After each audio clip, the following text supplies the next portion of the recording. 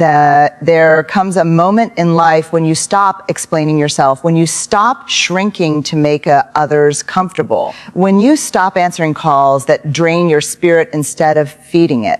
And that's when it happens. They feel the loss of you, not because you disappeared, but because you changed. Something in you shifted. Your energy no longer begs. Your presence no longer pleads. Your silence speaks louder than your words ever did. And people notice, not always consciously, but deeply, because when someone who once poured endlessly suddenly learns to preserve themselves, the absence is loud. You see, people don't always miss you. They miss who you were for them. They miss the version of you that gave, the version that tolerated disrespect, the version that stayed quiet to keep the peace. But that version of you, she grew tired, she grew aware, she grew strong, and growth is uncomfortable for everyone who benefited from your lack of boundaries. Something's different in you now. You don't react the same. You don't chase the same. You don't explain the same. You listen more. You observe more. You walk away faster. And that unsettles people who were used to having access to you without accountability. Let me tell you something important. Your evolution will feel like loss to those who can't come with you. When you stop being available for chaos, chaos feels abandoned. When you stop pouring into empty cups, the emptiness becomes obvious. When you choose peace over approval, people who thrived on your attention feel the distance. And here's the truth most people don't tell you. You are not meant to be understood by everyone you outgrow. You are meant to become. You didn't become cold. You became clear. Clear about what you deserve. Clear about what you will no longer tolerate. Clear about the cost of staying the same. And yes, some will feel the loss of you deeply. They'll feel it in your absence from their drama. They'll feel it in your silence where there used to be explanations. They'll feel it in your glow where there used to be exhaustion. But don't confuse their discomfort with your failure. Sometimes the most loving thing you can do for yourself and for others is to change. Because when you rise, you teach others what's possible. And when you leave old versions behind, you make room for a life that finally feels like home. So if they're feeling the loss of you, let them. That's the sound of your growth echoing. Growth is rarely quiet. Even when you move silently, the shift inside you creates noise in places you no longer visit. When you begin to grow, the people who once benefited from your silence are often the first to feel unsettled. Not because you did something wrong, but because your evolution removed their comfort. Silence for them was never peace. Silence was permission. For a long time, you may have been the one who stayed quiet to keep things smooth, the one who swallowed words to avoid conflict, the one who adjusted your needs so others could remain comfortable. You learned somewhere along the way that being agreeable felt safer than being honest. And while that silence protected relationships on the surface, it slowly cost you parts of yourself. Growth begins the moment you decide that self-abandonment is too high a price to pay. When you stop over-explaining, people notice. When you stop apologizing for existing, they notice. When you stop answering every call, fixing every emotional mess, and carrying every unspoken expectation, they notice. To them, it feels like loss because something they relied on is no longer available. But what they are truly losing is access to a version of you that was willing to shrink. This is where confusion often enters.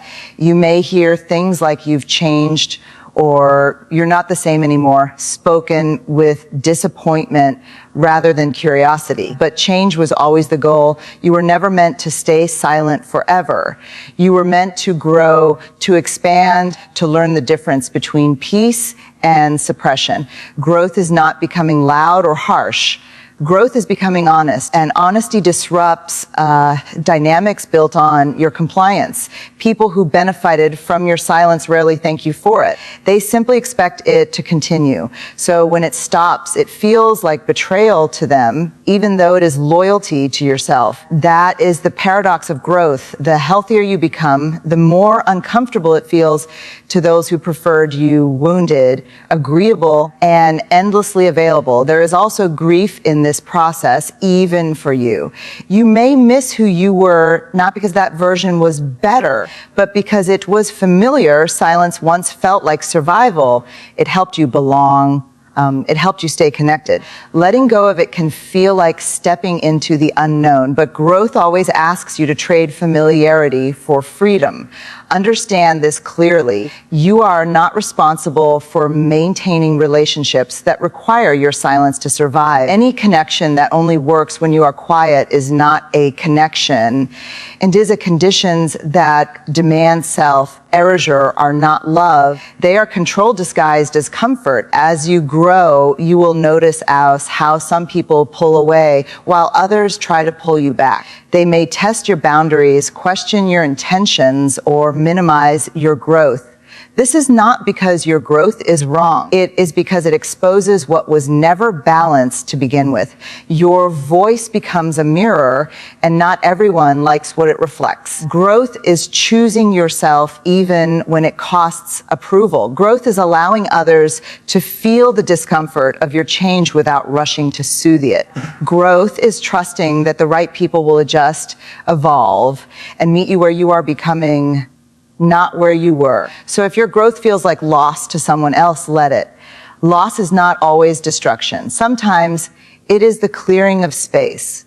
Space for respect, space for truth, space for a life where you no longer have to disappear to be loved.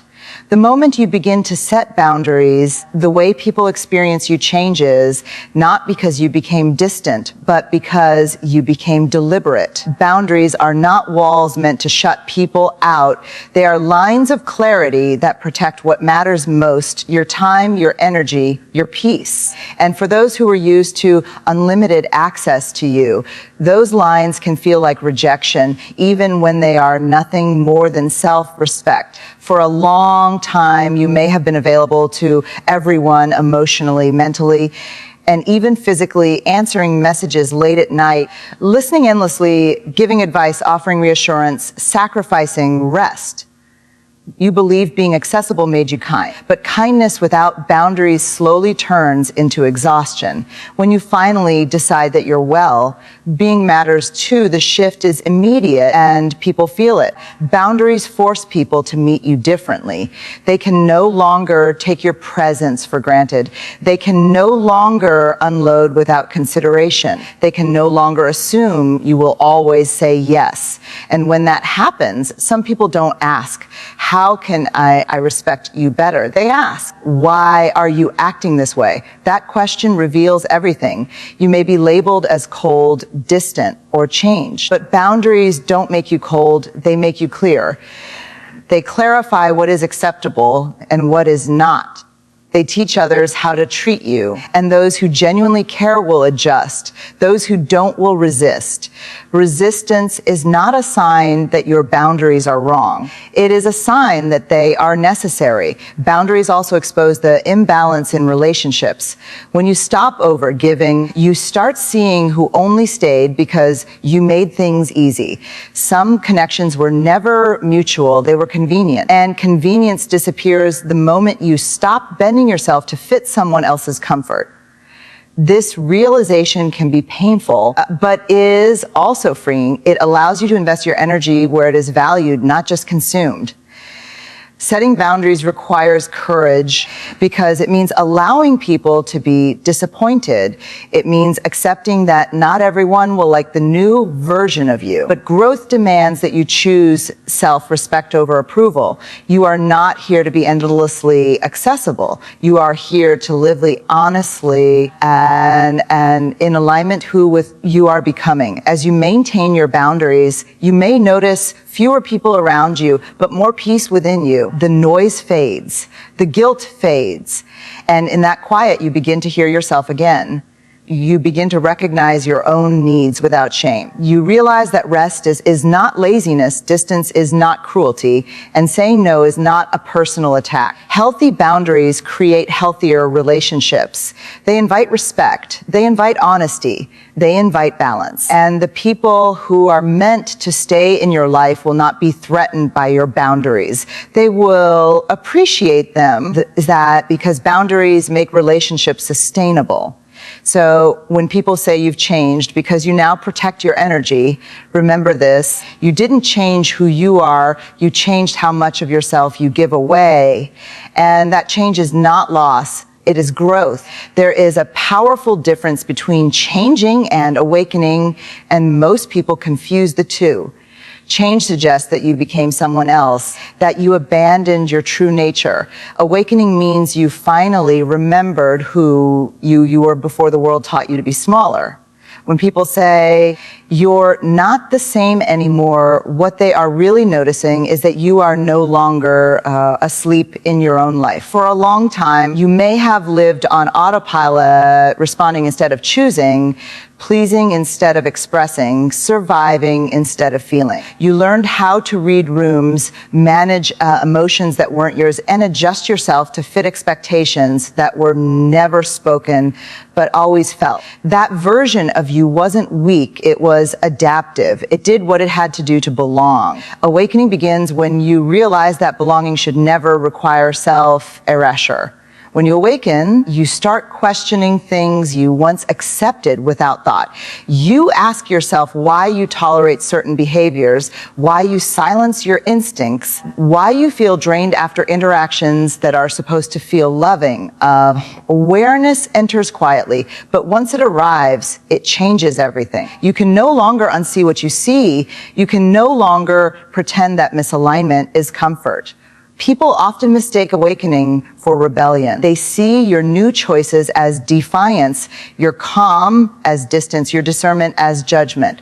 But awakening is not about pushing others away. It is about pulling yourself back. It is about reclaiming your voice, your values, and your right to live with intention. You stop explaining yourself to people who were never listening in the first place.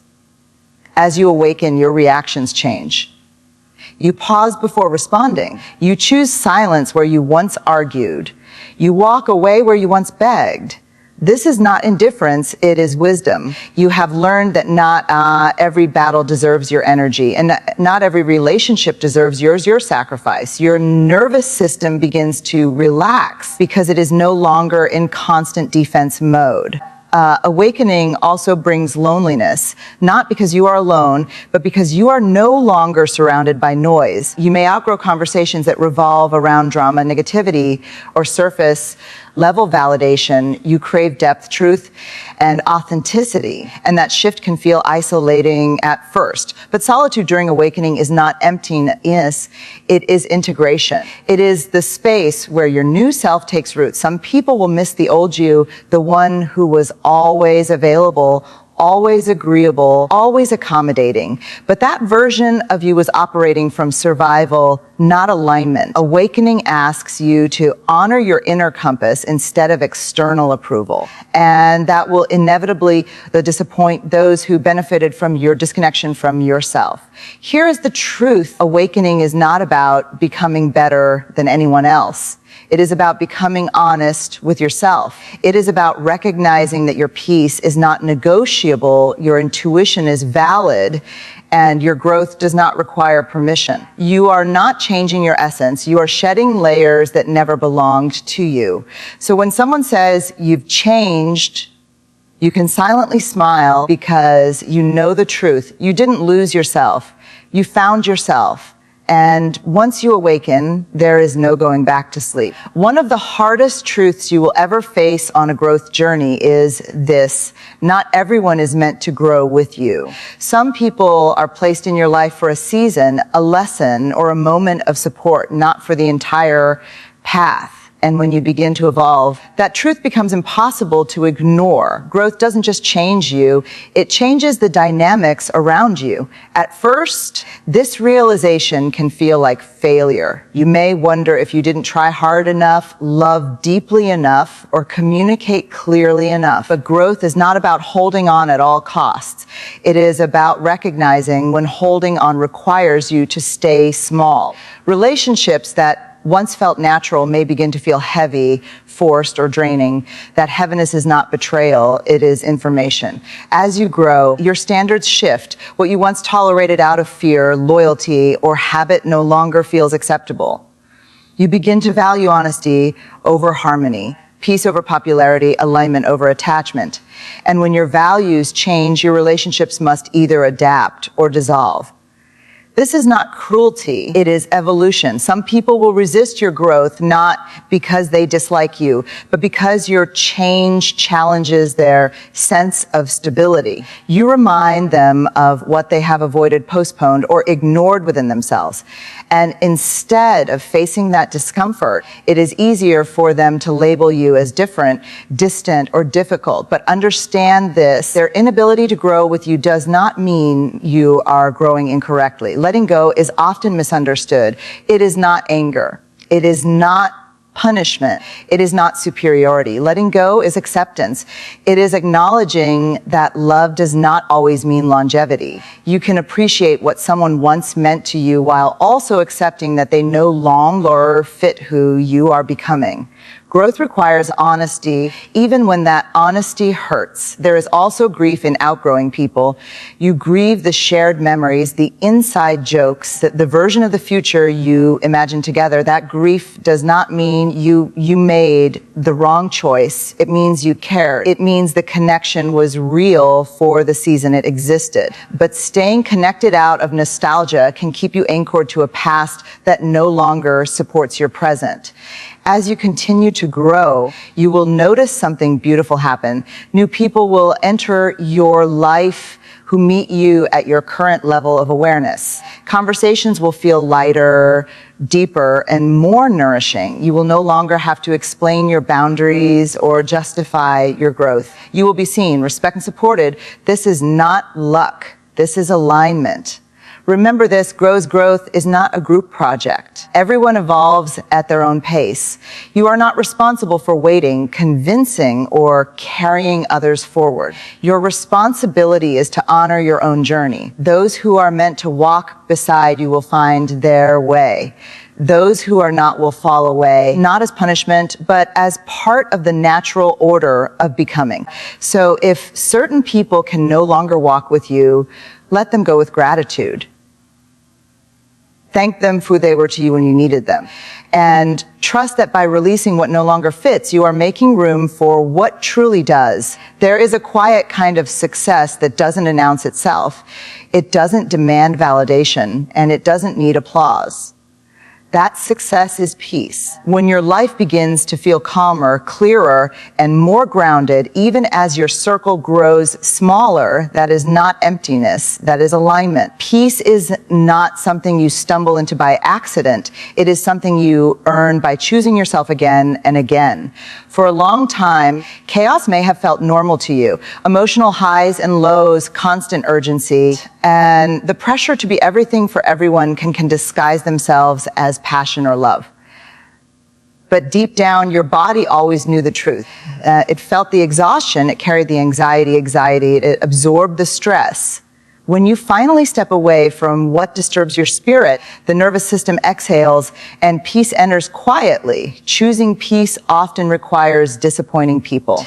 It requires stepping back from conversations that drain you, situations that trigger you, and relationships that thrive on imbalance. And this is where guilt can appear. You may question whether you are being selfish, distant, or uncaring. But peace does not come from neglecting others. It comes from no longer neglecting yourself. As peace becomes your priority, your decisions change. You stop chasing closure from people who refuse to be accountable. You stop explaining your boundaries to those who benefit from crossing them. You stop fighting to be understood by people who have already decided how they see you. These are not acts of bitterness.